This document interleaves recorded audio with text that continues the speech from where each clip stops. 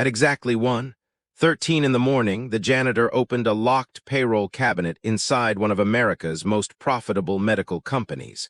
He expected to find cleaning supplies. Instead, he found a list of employees who didn't exist. Then he saw a name that made his blood run cold. Ethan Carter. His own name. Next to it was a payment total of $12, $4 million. But Ethan Carter wasn't a criminal. He was the CEO, and he had never received that money. Someone inside his company had been stealing millions using his identity. But that wasn't the worst part. At the bottom of the document was one sentence. If Carter discovers the account, activate Phase 2. Ethan stared at those words. Then he heard footsteps behind him. He slowly turned around, and someone whispered, "Mr. Carter, you shouldn't be here." 6 days earlier, Ethan Carter had been sitting in the executive conference room of Westbridge Medical Systems. The company's quarterly numbers were on the screen. Revenue was up. Profits were up. Stock prices were up. Everyone in the room was smiling. Everyone except Ethan. He stared at the employee turnover report. Why did 187 employees leave in the last 6 months? Richard Vail, the company's chief operating officer, answered immediately. Better opportunities. Ethan looked at him. 187. It's a competitive market. And why did 41 of them leave without another job? Richard paused. Personal reasons. Ethan closed the report. Interesting. The meeting continued, but Ethan wasn't listening anymore. For months, employees had been disappearing. Experienced managers, accountants, warehouse supervisors, billing specialists, people who had worked for Westbridge for years. And every time Ethan asked why, his executives gave him another excuse. That afternoon, Ethan made a decision. He wasn't going to order an investigation. He wasn't going to send auditors. He wasn't going to warn his executives. He was going to disappear. The next morning, Ethan Carter officially took a 6-week personal leave, but Ethan Carter never left the building. Instead, he changed his appearance, created a temporary employee identity, and applied for a night shift janitorial position. His new name was Daniel Brooks. His salary was $17 an hour. And nobody at Westbridge knew that the man pushing a cleaning cart through their hallways was the person who owned the company. His first shift started at 10 p.m. The supervisor barely looked at him. Bathrooms on 5 and 6. Executive floor after midnight. Don't touch anything on desks. Got it. And don't ask questions. Ethan smiled. I'm just here to clean. The supervisor walked away at 12:37 a.m.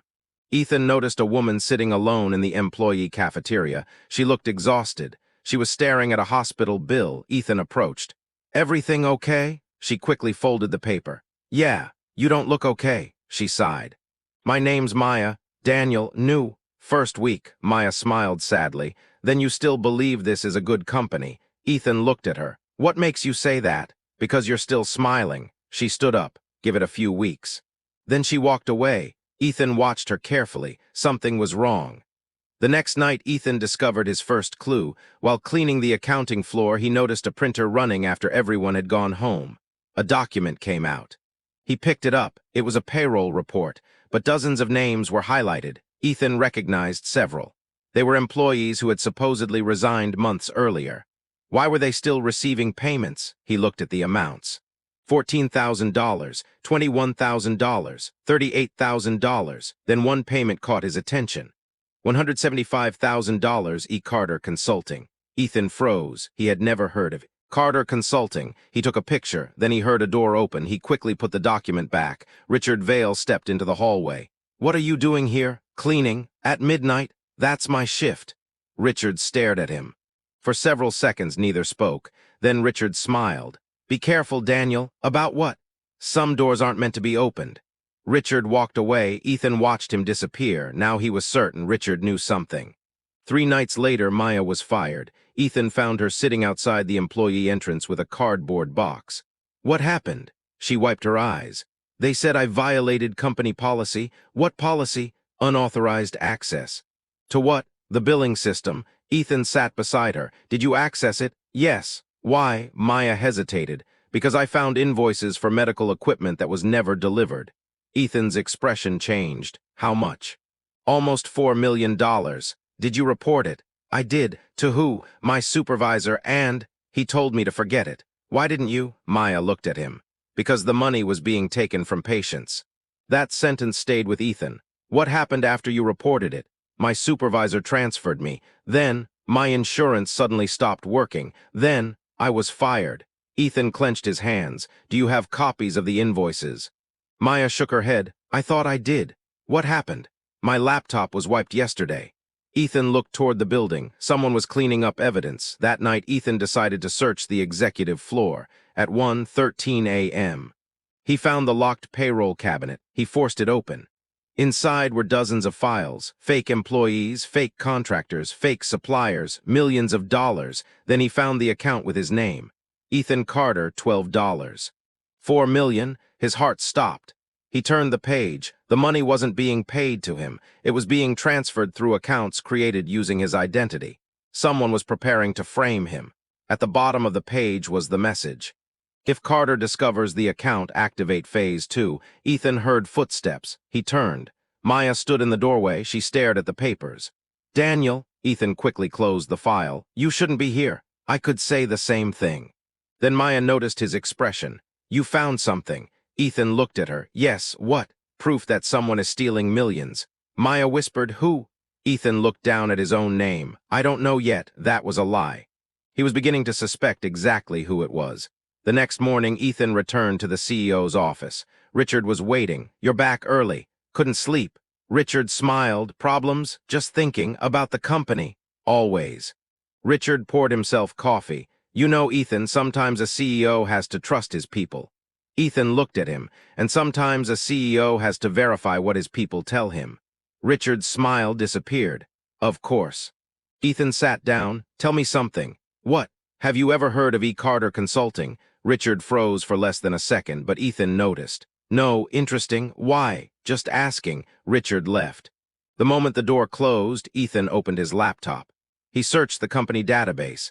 E. Carter Consulting didn't exist, but the bank account did, and it was connected to an offshore holding company. Then Ethan found something else. The account had been created using his old digital signature. A signature only 5 people inside Westbridge had access to.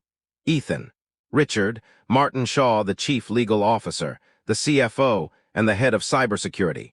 One of them was responsible, maybe all of them. That evening, Ethan returned to the building as Daniel. At 2 a.m., he saw Martin Shaw enter a restricted conference room.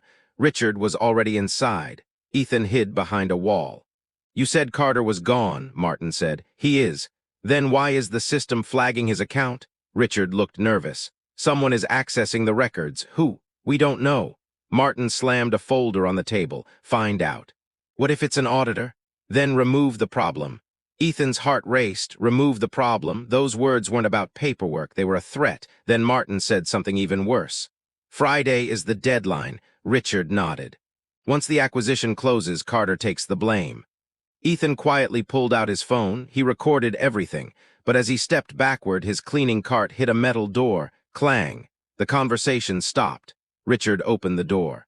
Who's there? Ethan ran. He reached the stairwell. Footsteps followed. He ran down 2 flights. Then someone grabbed his arm. Ethan turned. It was Maya. Come on. She pulled him into a storage room. They locked the door. Both were breathing heavily. They saw me, Ethan whispered. Who? Richard and Martin. Maya looked terrified. What are they going to do? I don't know. Ethan looked at her.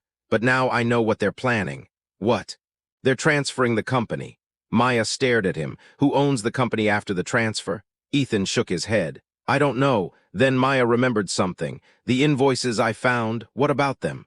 The supplier names. What about them? They all connect to one investment group. Which one? Maya whispered. Blackridge Capital. Ethan's face changed. He knew that name. Blackridge had tried to buy Westbridge 3 years earlier. Ethan's father had rejected the offer. The CEO who ran Blackridge had disappeared from the business world afterward. His name was Nathan Cross. The next day, Ethan secretly searched Blackridge's corporate records. He found a connection. Nathan Cross wasn't gone. He had been operating through shell companies, and one of those companies owned the fake suppliers. Ethan finally understood the plan.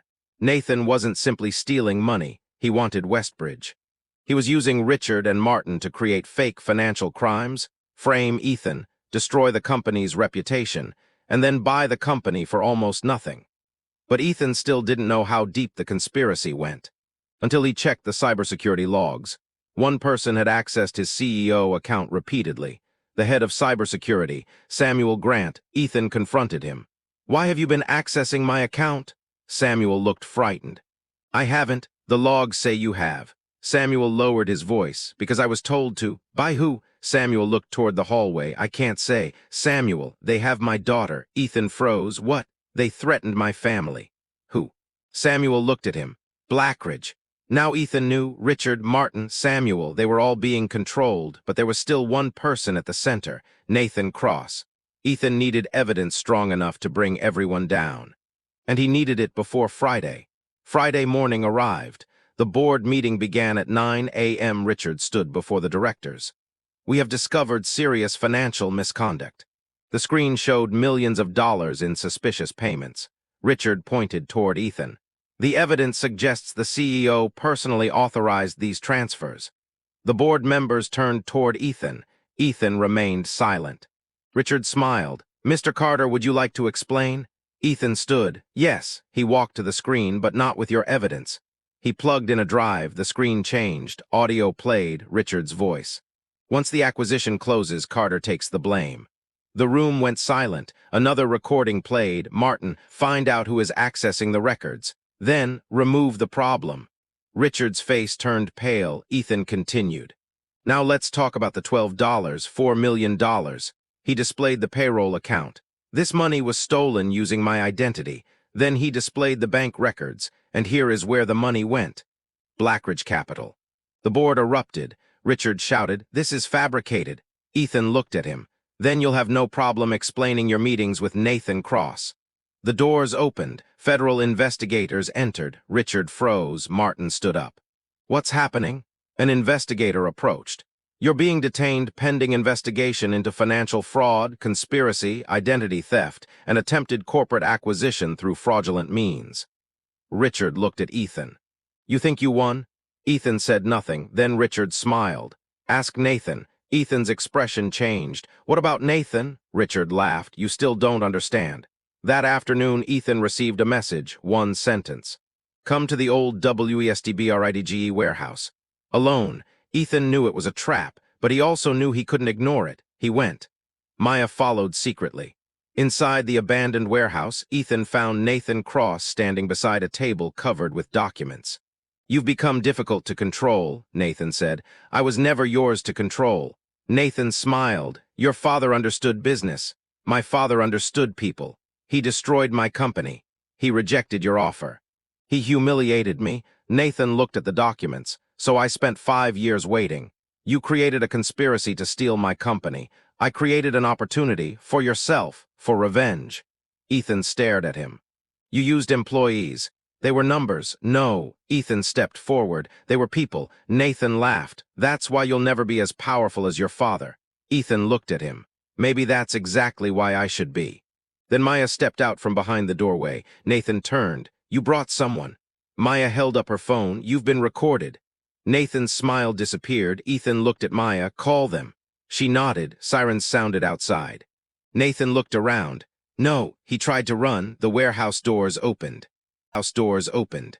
Investigators entered. Nathan Cross was arrested. 3 months later, Westbridge Medical Systems looked completely different. The fake accounts were gone. The corrupt executives were gone. The employees who had been unfairly terminated were contacted. Maya got her job back, but Ethan offered her something else. A new position, Director of Employee Protection and Compliance. She stared at the offer. "You're serious?" "Completely."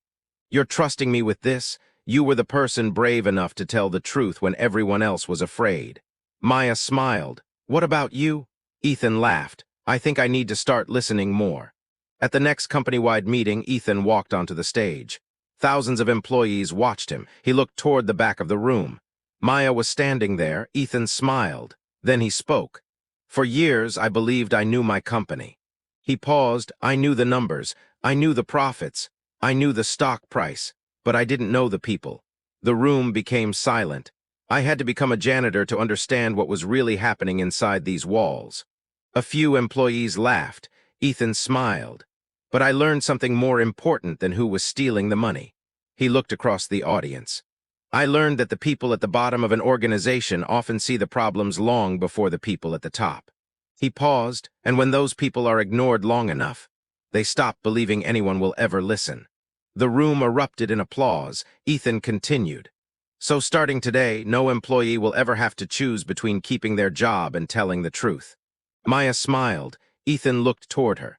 And I owe that promise to someone who reminded me that courage doesn't come with a title. The applause grew louder. Later that evening, Ethan walked through the same hallway where his undercover journey had begun. He saw the old maintenance uniform hanging inside a locker. Maya walked up beside him. You kept it? Ethan nodded. Why? He looked at the uniform. Because I never want to forget who I was when nobody knew my name. Maya smiled. You know, Daniel was actually a pretty good janitor. Ethan laughed. Daniel was terrible. You missed 3 floors. I was investigating a $12 million conspiracy. Excuses, they laughed. Then Ethan looked down the empty hallway. 6 weeks earlier, he had entered that building believing he was searching for criminals. He left understanding something much bigger. A company could survive losing millions. It could survive a bad quarter. It could survive a scandal. But it could not survive losing the trust of the people who kept it running. And that was the secret Ethan Carter never expected to discover. The biggest threat to his company wasn't hidden in a bank account. It wasn't inside a computer. It wasn't even sitting in the executive boardroom. It was the moment ordinary people stopped believing that anyone would listen. Ethan had become invisible to uncover the truth. And in the end, the people everyone else ignored were the ones who saved everything. Sometimes the person wearing the cheapest uniform in the building knows more about a company than the person sitting in the biggest office.